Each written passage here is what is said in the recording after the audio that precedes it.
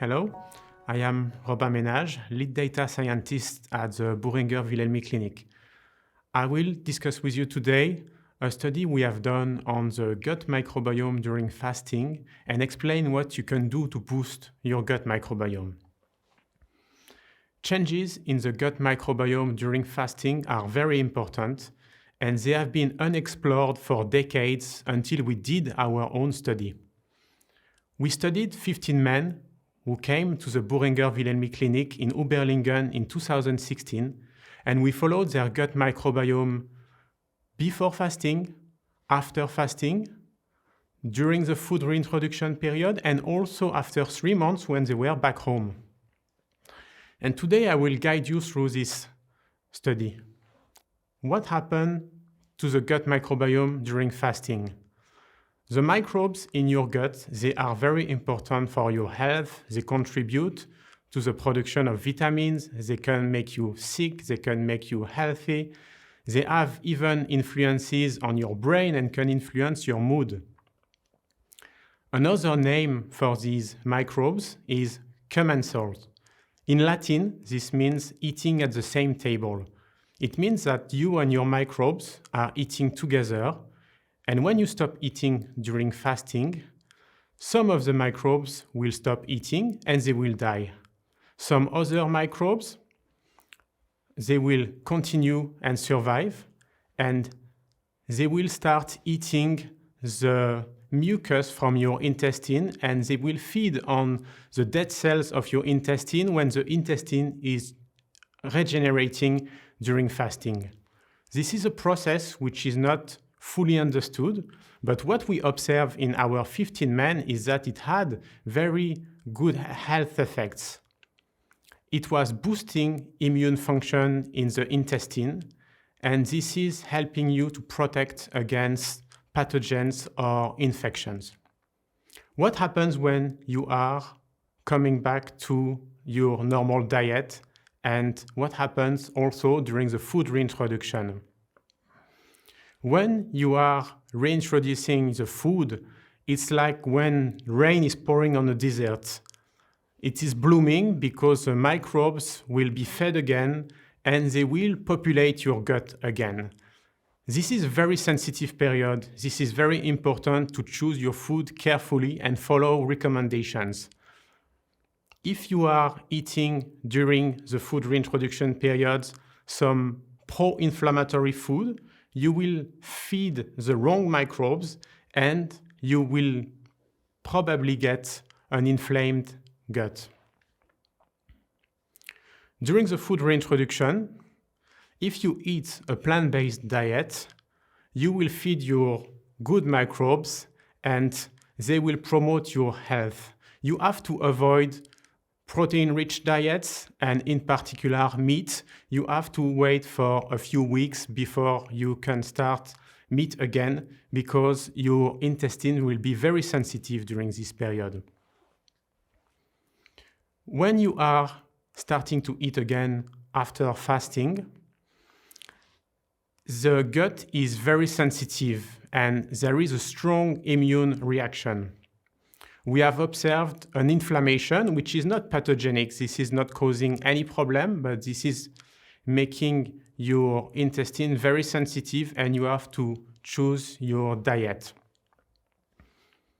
Then we also followed the subjects after 3 months.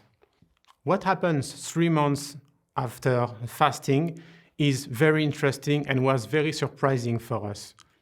We could see that health benefits acquired during fasting on your gut microbiome could be also seen after 3 months.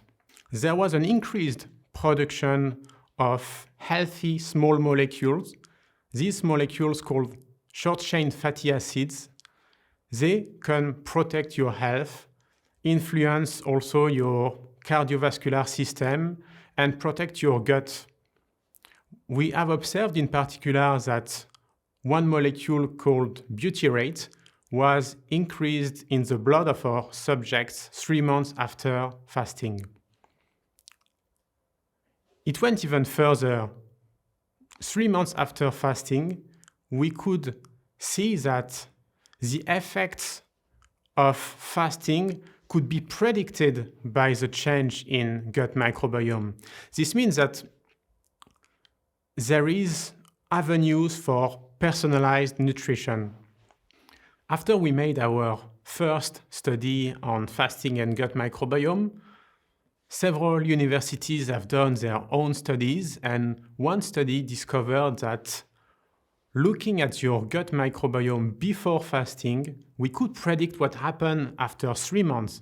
And it was very interesting to see that some persons with a particular gut microbiome profile, we could see that the blood pressure was still decreased after 3 months.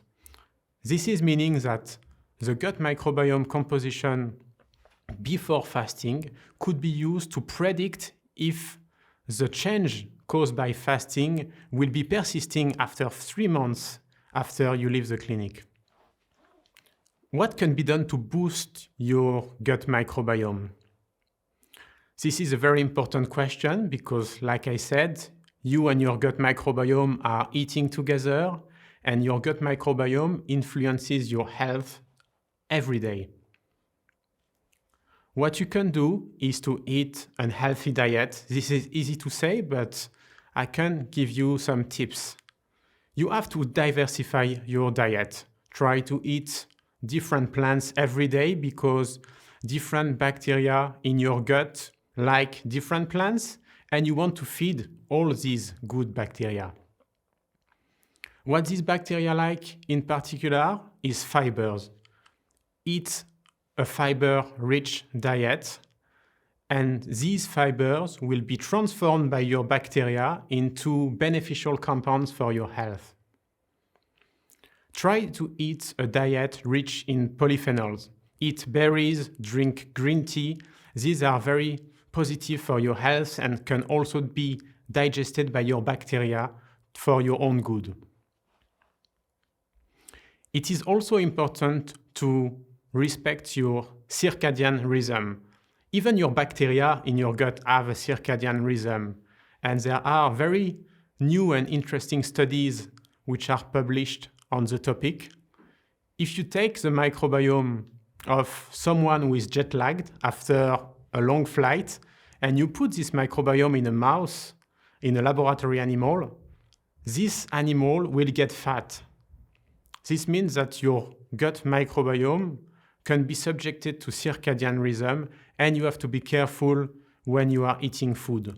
Don't snack all day long, don't eat during the night, and this is protecting your own circadian rhythm and the circadian rhythm of your gut.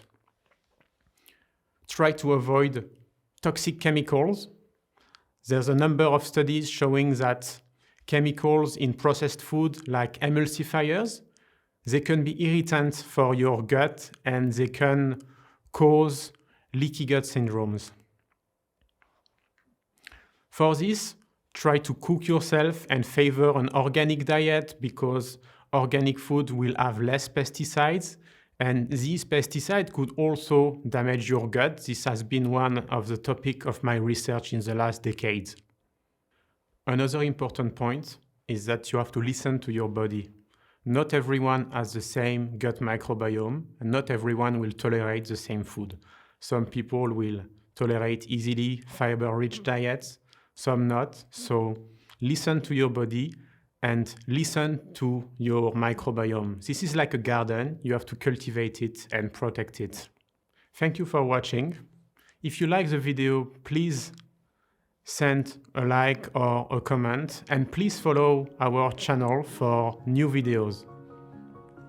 Goodbye.